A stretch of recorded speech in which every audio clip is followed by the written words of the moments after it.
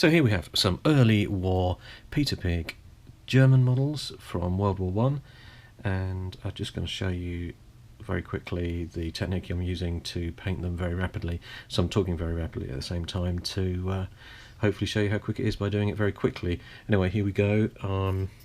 I've got 6 paints pre-prepared, and they are the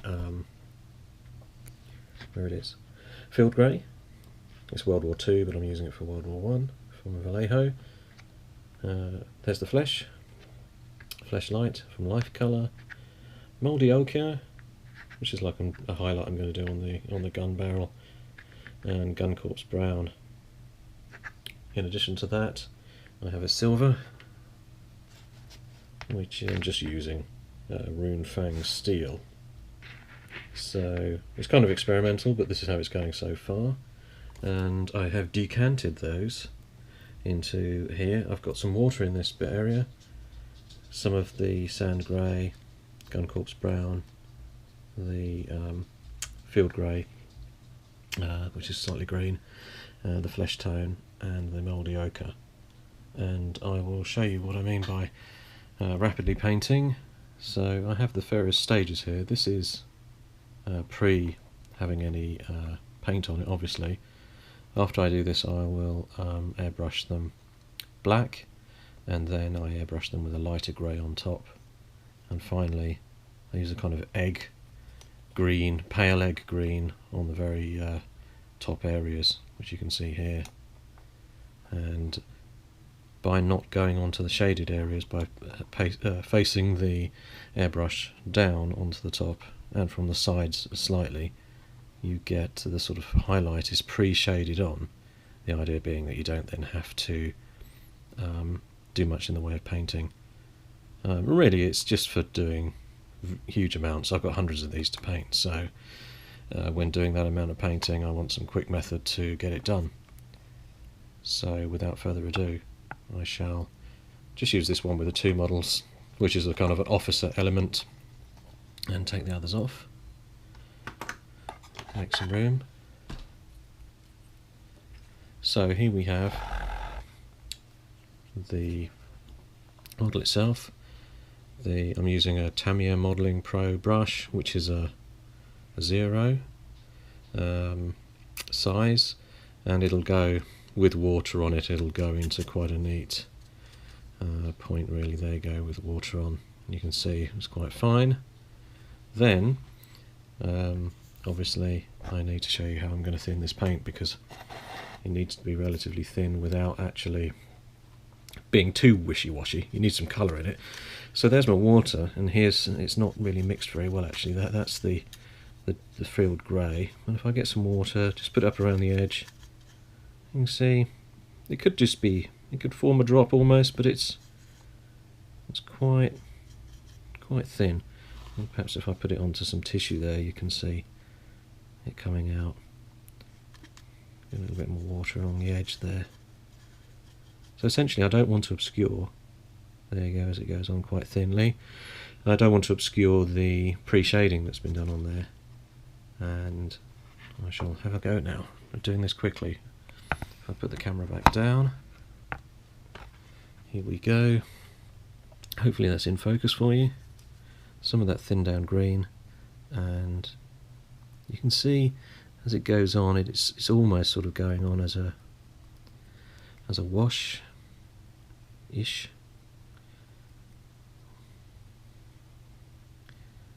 And I'm not really caring so much that I'm maybe going on. So I've gone onto his boots by accident there, for example, and his helmet. So the pre-shading is just about coming through. You know, try and keep the brush clean, obviously. A bit more of the green. So obviously there's a very bright area there. And don't want to get all his tools behind here on the legs. That's almost it for the uniform actually on one of them, so you can see how quick I am with it, really. It's kind of a bit splashy all over. You know, even though, like I say, I don't want to go on to things like the hands, but if there's a mistake, it's not the end of the world. Some people with early German World War I might give them grey trousers rather than the sort of paler, well, not the paler, but rather than the field grey, which is a sort of a green. Again, you can see, I mean, so these are a 15mm scale, but you can see there that the very thin wash I'm putting on means that the highlighted upper body areas are coming through lighter on those arms there. I think back of that guy's legs, just very quickly, and you can see they are already kind of black because they've not benefited from the airbrush landing on them with the paler grey.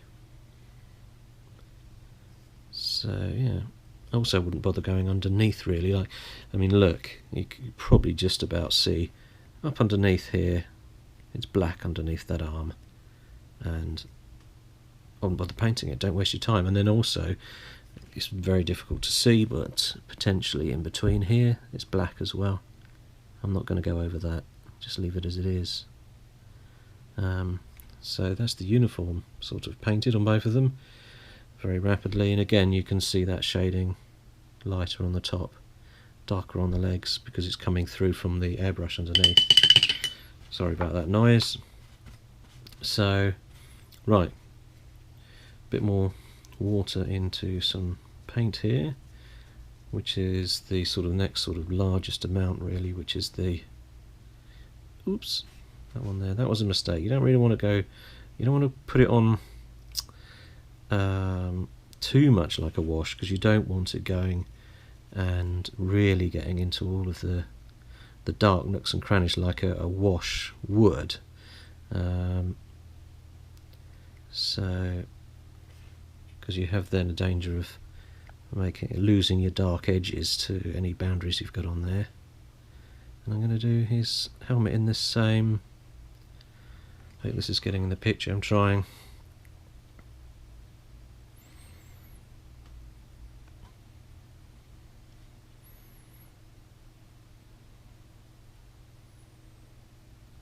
You know, it's really hard doing it with the thing in front, but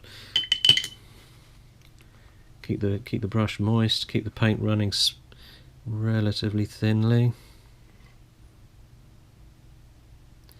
Because the other thing about the crevices, creases, edges, whatever you want to call them, they will of course be filled in by the army painter.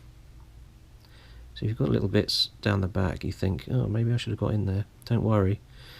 The army painter will bring it all together by obscuring all of your mistakes. You can see I'm still, you know, painting carefully, trying not to go around the other edges and things. So that's there. They have canvas stretched over these steel helmets, of course, so that's what this sand colour is doing. And also I've painted it onto there. See, I'm slowing down now. I shouldn't be taking so much time. Right, next colour. So, right. So what we have here, coming up next, is the Gun Corps Brown from Privateer Press. And that's going into everything sort of around this. I hope that's getting in on the camera.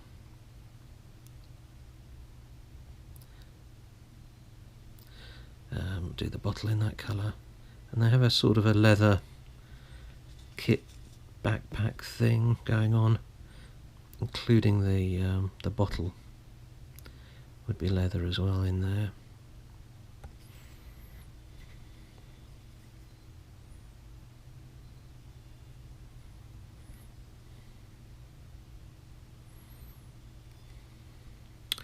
And also I'm doing, this is the only section I'm really doing two colours on, which is the guns, which I'm going to, on the rifles, sorry, I'm going to paint a darker brown, which is this gun corpse brown, and then a sort of yellow ochre on top, and that's just really to make the weapon stand out and nothing more when you're looking down at these models in the game. So yeah, I'm just being careful. As you can see, I've not gone on his hand, on the hand there, on the stock. Flip around the other side, you can see a bit more stock needed to be done there, and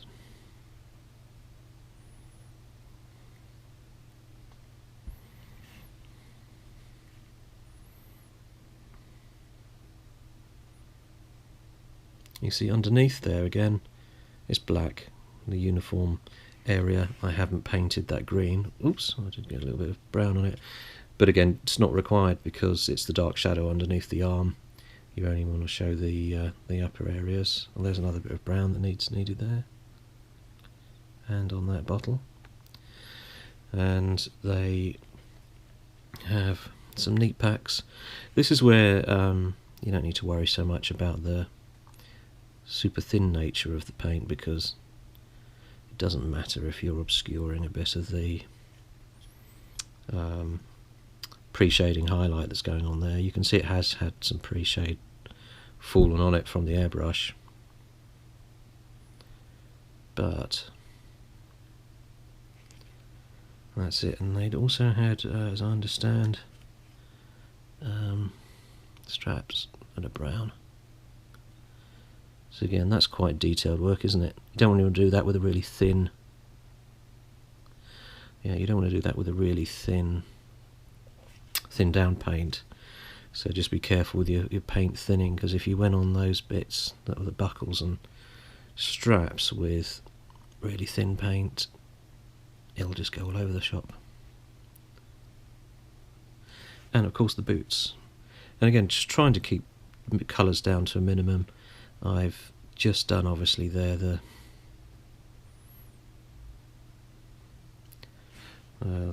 leather. I've done the gun stock.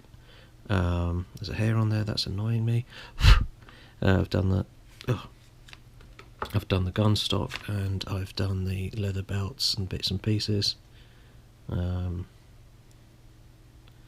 I'm continuing to use the same brown on the boots to avoid too many paint changes. I got nice brown boots. Hope you're getting this in the picture.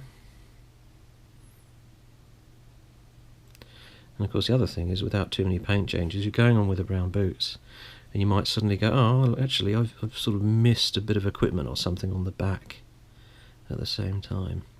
And naturally, because the boots themselves are quite dark, being toward the bottom of the figure, it means obviously they're going to look quite dark anyway, really. There you go, missed a bit there. And again, missed a bit around the top there. I wouldn't be too worried about things like that. If you're doing, like me, doing so many of these, that you don't want to spend ages filling in all the brown behind the backs. You see, I've missed a bit around the back of his boot there, and if that's visible, but you needn't actually paint it.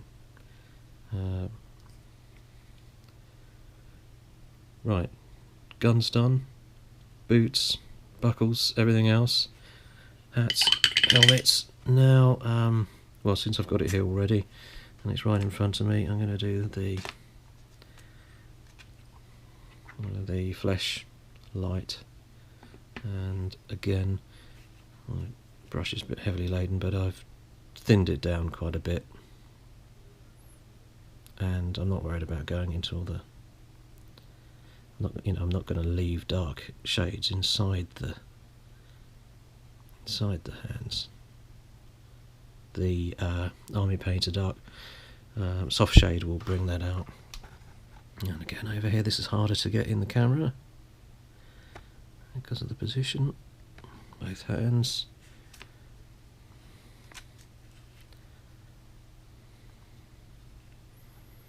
This is a tough one. Too much paint on there. I don't even know if you're getting that on the film.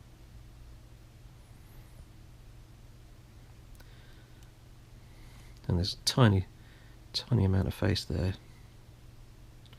It's well worth taking care on the face and the ears and things, because even though they're only 15mm, you will find your eye drawn still to the face automatically. So a reasonably painted face that's not just a blob is worth having.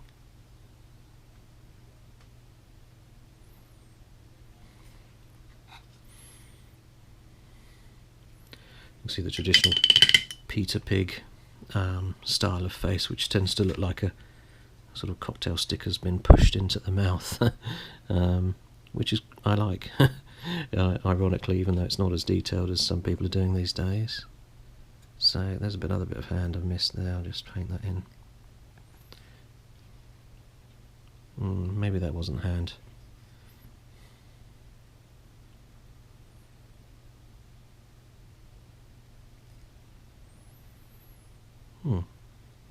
Right.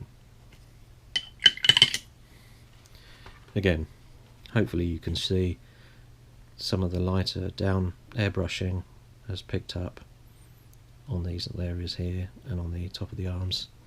And I realised just then actually that that wasn't hand there.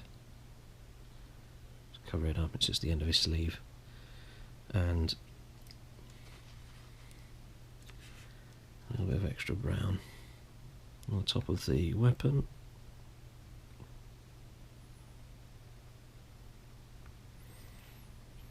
Right.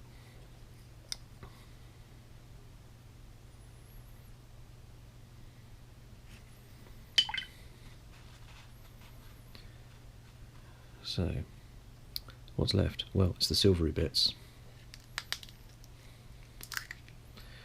This is the one colour I haven't pre-popped out, which is Runefang Steel in the Impossible Games Workshop pots.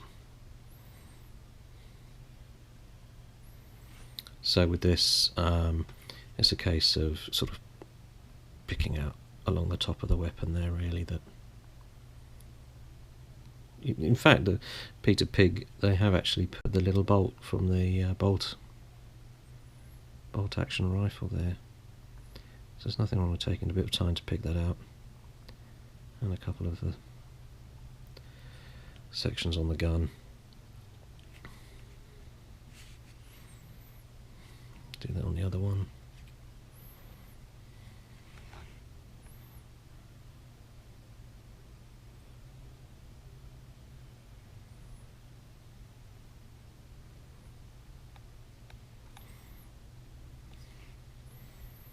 So that's a small amount of silver work that's gone on to that gun. And okay, they had the case on the back, sort of. Now, what I could do on these cases on the back is go over the silver to put the leather straps on there. Now, can I be bothered? Probably not. But again, just making sure it is at least all painted down the sides.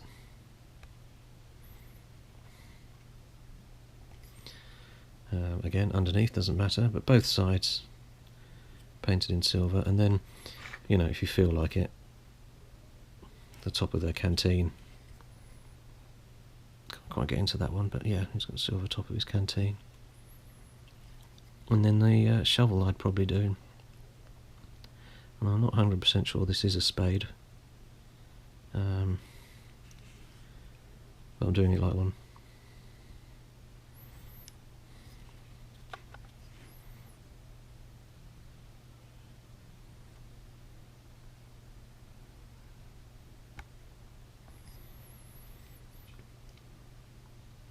Right, so a couple of things I've noticed there. One, probably just need a little bit more pink on that hand there, and the other one is give this guy a little bit more of an ear, and then finally I noticed some of the dark brown had gone on to the edge of that cap there. I'm just fussy about that.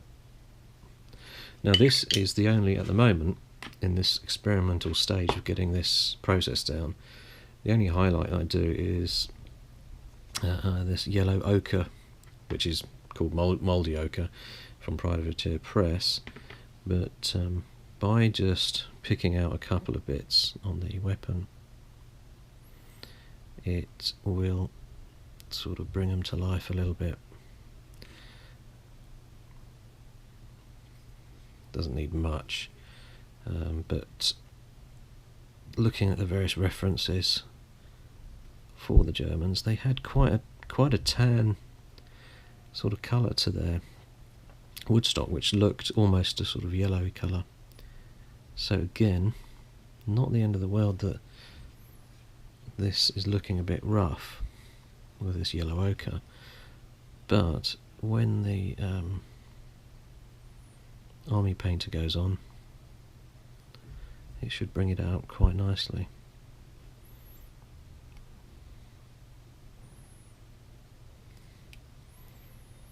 Right, doesn't look like much now, that yellow on there, but say with the army painter on, it sorts it out. Done. Okay, done, really. That's only two, and I was going slowly because it's really annoying having the camera up close, and I will just pull in, excuse me while I get the other base back, put them on there.